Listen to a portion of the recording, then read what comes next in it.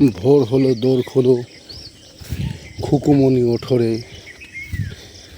বাকিটা আমার মনে নেই। এটি একটি পাঠ্যপুস্তকের কবিতা, সেই ছোট্টবেলা পড়েছিলাম। তো আজ সকালে আমি ভেড়ি দেখার উদ্দেশ্যে রওনা দিয়েছি।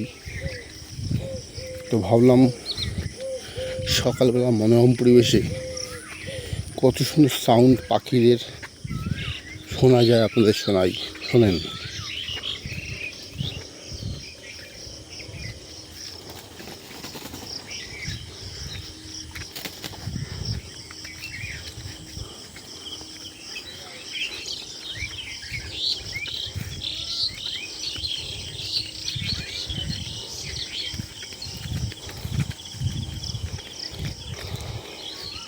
এই ঘাস কিন্তু লাল ঘাস নয় বন্ধু, এটি অ্যাকচুয়ালি বর্তমান আধুনিক যুগের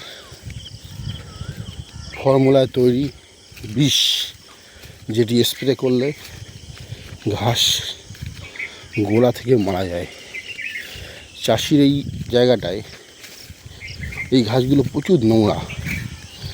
কেন বলা হচ্ছে, ছেটে কেটে দিলে মারা যায় না, আবার জেগে ওঠে, জাগিয়ে ওঠে।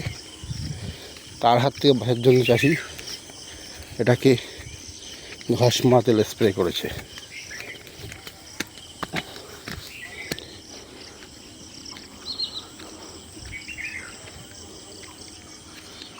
আচ্ছা, এটাকে সমস্যা করা হয়েছে কি, যদি জলের মধ্যে সমস্যা করেছে, ভালো সমস্যা করা হয়নি। তদাচিক মালিক ঠাটা রৌদ্রে ভেতরটাকে শুকানোর জন্য ফেলে রেখেছে। এটাও একটা পন্থা চাষের। যখন কোনো তাল কেনারা খুঁজে পাওয়া যাবে না কাটতে গিয়ে, তখন চাষি কী করে, জমিকে শুকিয়ে দেওয়ার চেষ্টা করে। যদি উপায় থাকে, অনেক সময় সে উপায় থাকে না, তাহলে কী হয়, ভেতরে গ্যাস, যে পলিটা পড়েছে তার যে বিষ সব রৌদ্রে চুষে নেয় বা শুকিয়ে যায়, যার ফলে জমি আবার উর্বর ক্ষমতা ফিরে পায়।